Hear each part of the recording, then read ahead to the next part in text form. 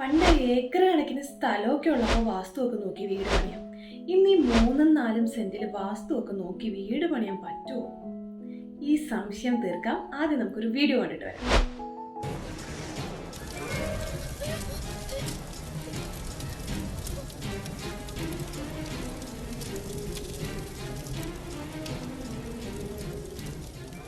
ഏതു തച്ചനും വർജിക്കേണ്ട വായു കോണിലാണ് ഈ വീടിന്റെ അടുക്കള.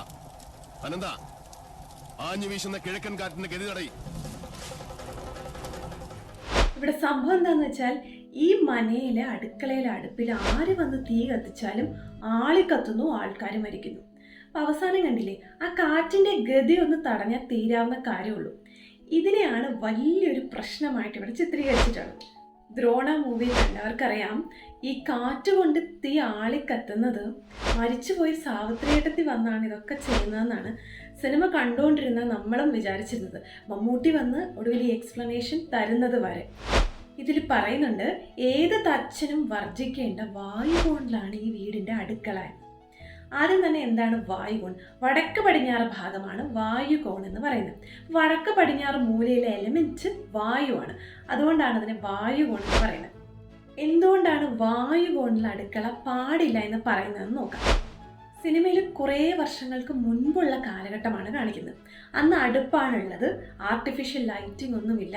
അതുകൊണ്ട് തന്നെ വലിയ ജനലുകളാണ് ഉപയോഗിക്കുന്നത്.